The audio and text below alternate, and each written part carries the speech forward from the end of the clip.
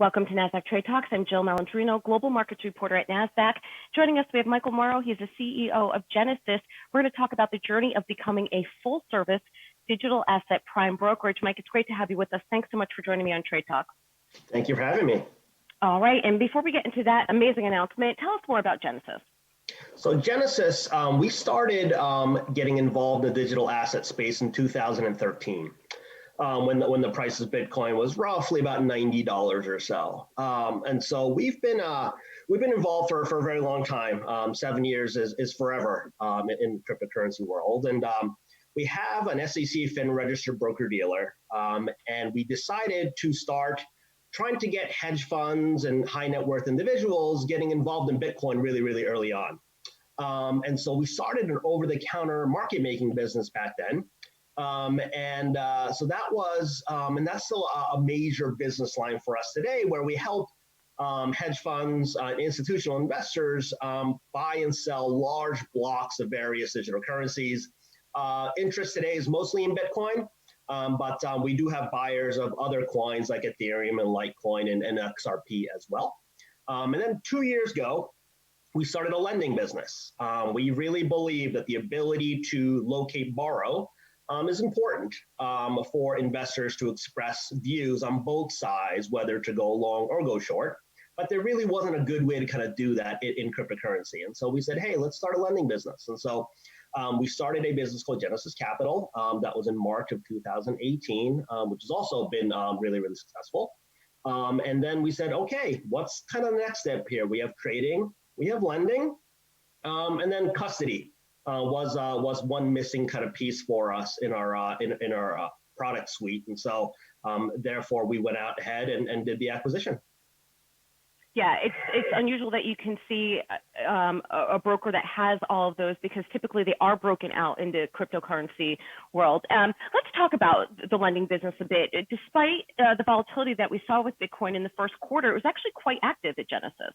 It was, and I think one of the things you have to understand is that in the equities world, people get stock borrow for one thing and one thing only, right? It's to short the stock. There is no other real use case for stock borrows. In crypto, because people use Bitcoin and Ethereum and other digital currencies for various things, there's other uses other than shorting. In 2018, as I mentioned, when we first started the business, you might recall it was kind of the start of the crypto bear market, where the price of Bitcoin fell, 85% kind of during the course of 2018. And sure, for the primary use case was shorting. But as the Bitcoin prices rebounded, we have seen lots of different uses. I'll give you a couple of different ones. One, market makers who get involved either over the counter or on the exchanges themselves need to borrow cryptocurrency for trading inventory purposes. And so that has nothing to do with actually shorting, but they actually need the coins on the exchange to be able to trade. And two, there's plenty of arbitrage opportunities that exist, either between across exchanges or between crypto exchanges and the futures market.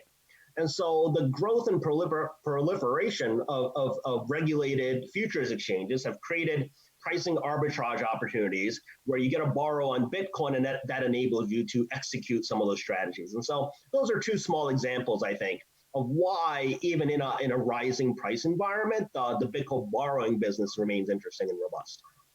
And Mike, to wrap up here, and I alluded to this a little bit earlier, why is it so important at this point in time in the life of cryptocurrency to offer a full service brokerage? So I believe the prime broker has been kind of the missing piece in the market structure landscape of cryptocurrency for a number of years.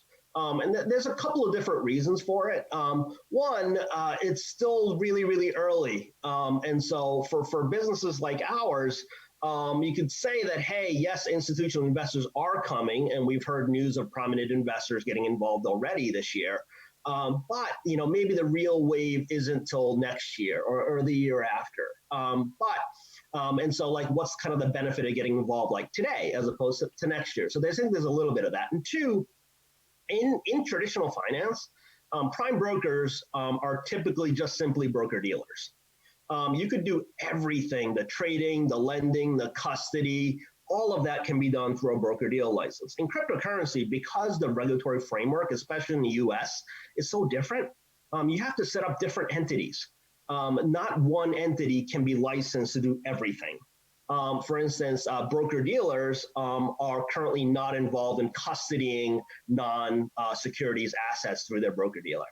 So part of it is, hey, let's build the pieces we need. So we have the trading business and the broker dealer, we have a separate lending business, and then we just acquired this custody business. But the most important thing is to tie all of those products together and have them work really, really seamlessly so that it works and looks and performs just like what a prime brokerage does in traditional finance. Now, we may still be early, but that's okay. We were early in Bitcoin in 2013, but that's why we're standing here today.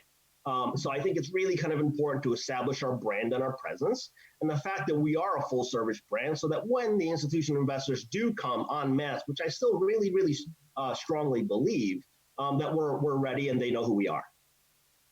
All right, Mike, thank you so much for joining us on Trade Talks. Jill, thanks so much.